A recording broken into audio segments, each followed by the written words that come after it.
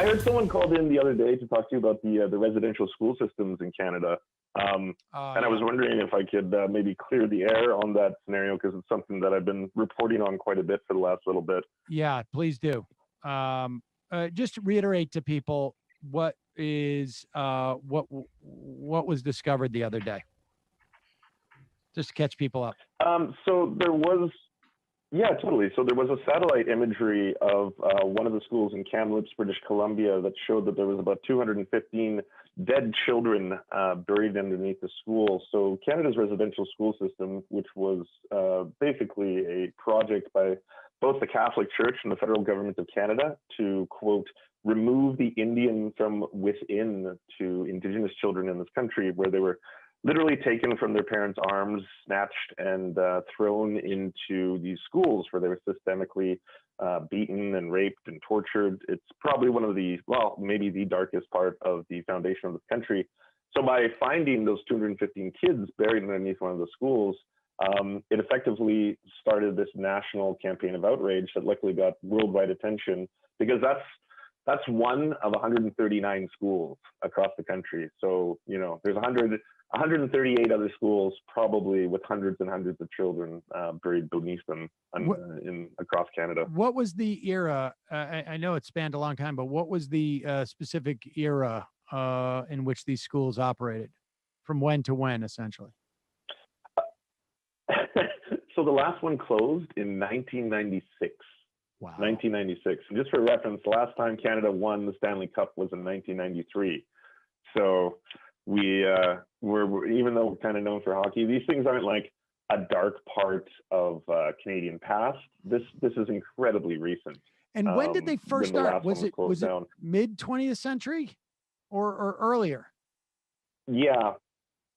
Well, I mean, the first one started, I believe, in like 1889, around there, when John A. Macdonald, the first prime minister and genocidal maniac of Canada, started the program. And they really increased in the 60s in what was known as the 60s scoop, where the federal government effectively took them over and dramatically increased the amount of children that had to be forcibly enrolled in these programs.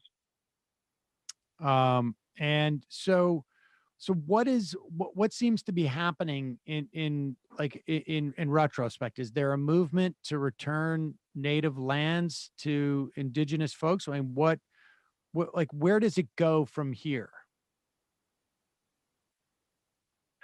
Yeah, so I'm sure you've heard of the land back movement. I think, unfortunately, in leftist circles, it really gets conflated with some kind of I don't know, ethno-nationalist idea where it's like, go back to Europe, you colonizers or something.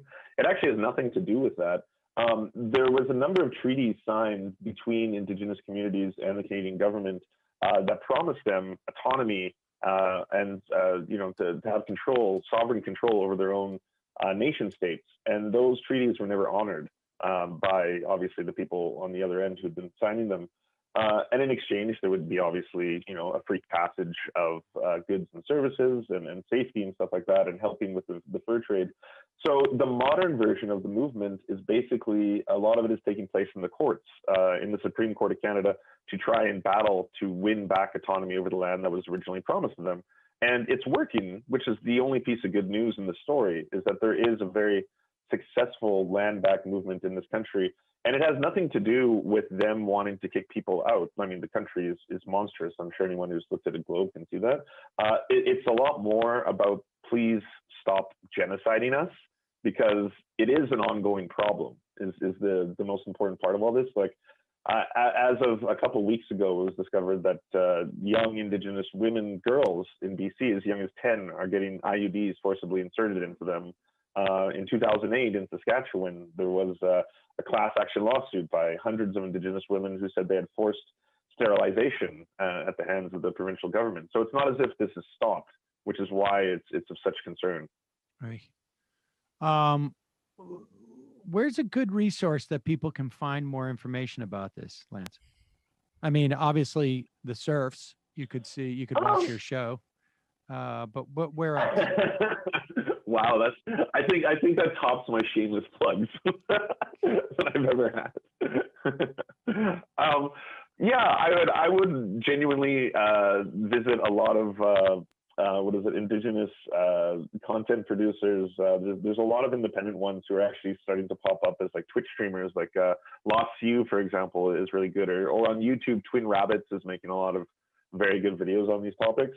But more than anything, if anyone wants to buy orange shirts, because that's kind of like the color from remembrance of the 215 kids who were just discovered, make sure you buy them from Indigenous retailers. That's the biggest thing, because there's a lot of people just popping up now trying to, sell as many products related to this as they can, which is kind of like capitalizing on the Holocaust in a lot of ways. So it's pretty weird. But if you want to get one, just Google, make sure that the producers of it happen to be Indigenous, because then the money goes directly towards relief efforts and stuff like that. Lance, appreciate the call. Appreciate you having me. Have a wonderful day, all of you. You too. You too. Bye, Lance. Comrade Daniel, big ups to Lance from the Surfs. Thanks for covering this majority report family.